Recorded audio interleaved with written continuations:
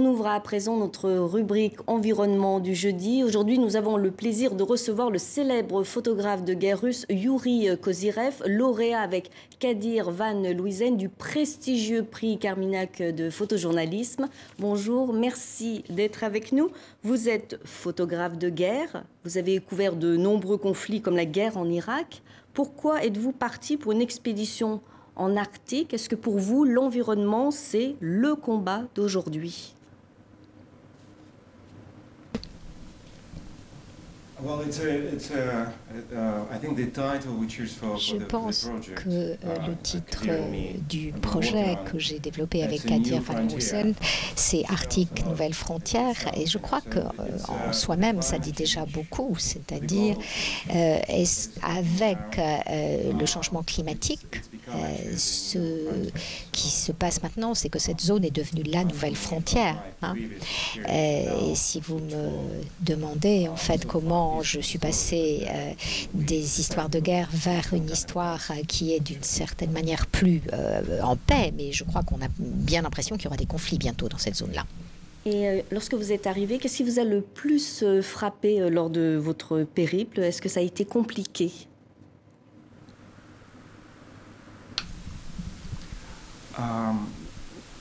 Je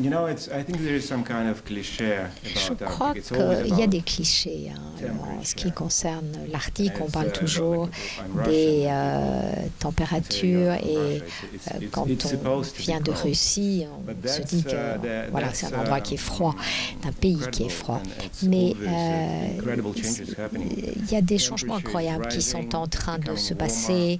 Les températures montent, ça devient plus chaud et ça entraîne des changements absolument incroyables dans cet endroit du monde.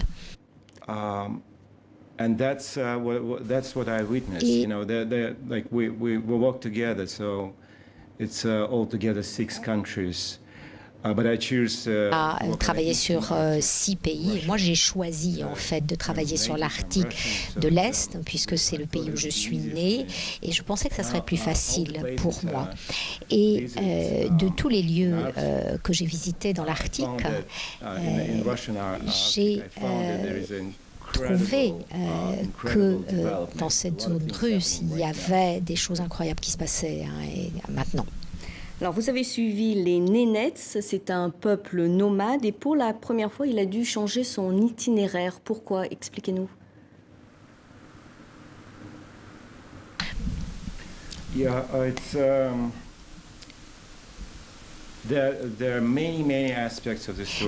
Alors, il y a beaucoup d'aspects sur cette histoire de changement de route, de transhumance.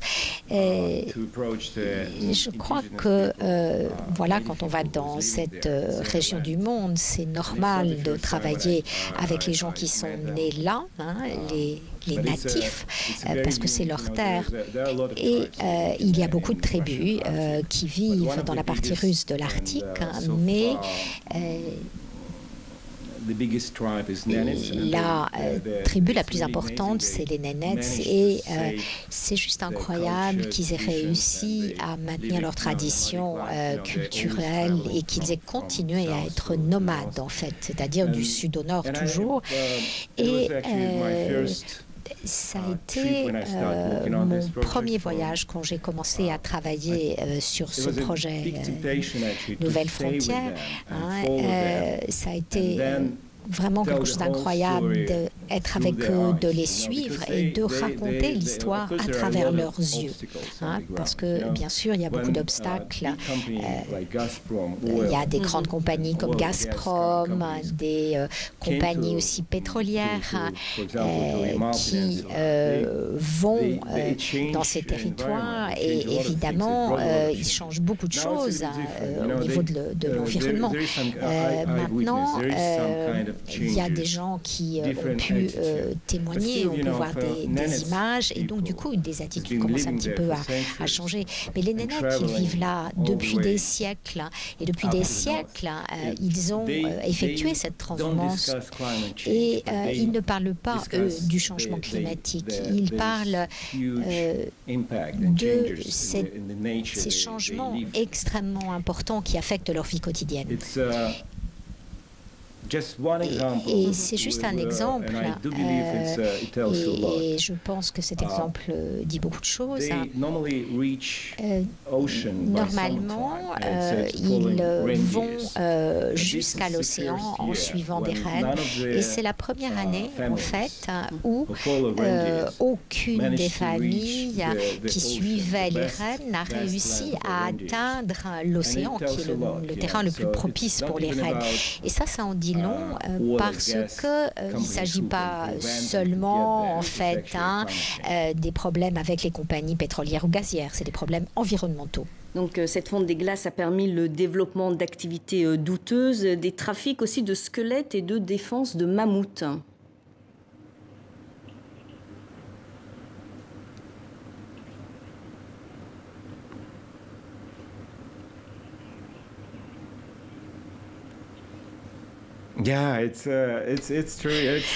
Oui, c'est vrai qu'il y a ces trafics, en fait.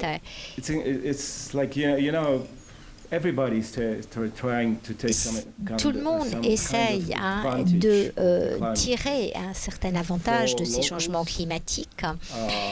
Les locaux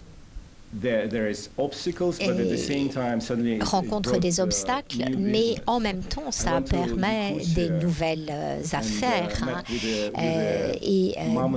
J'ai rencontré effectivement des gens qui étaient des chasseurs de mammouths, ce qui paraît absolument incroyable, puisque évidemment les mammouths sont une espèce qui n'existe plus, mais comme le permafrost a fondu, du coup, ça donne l'opportunité aux locaux de rechercher en fait des squelettes et des défenses, comme vous le disiez.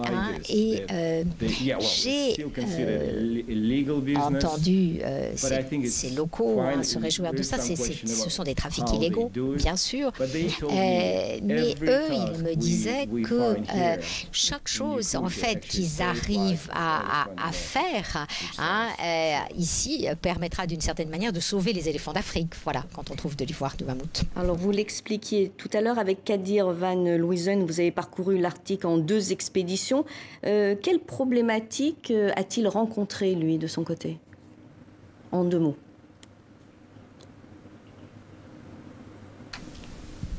I didn't get the question. Can you repeat it? Yeah.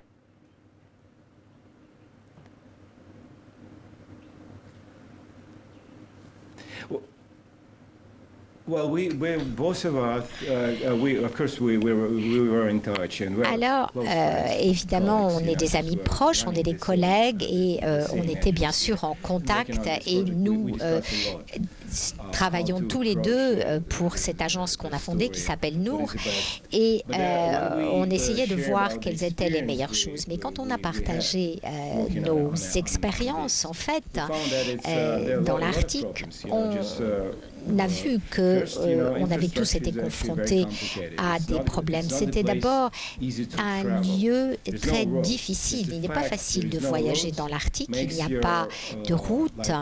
Merci beaucoup. Merci beaucoup pour votre témoignage, Yuri Kozyrev. Je rappelle que vos travaux sur l'Arctique sont exposés jusqu'au 9 décembre à la Cité des Sciences et de l'Industrie à Paris, et que vous venez de sortir un magnifique livre, Arctique, Nouvelles frontières, aux éditions Relief et la Fondation Carmignac.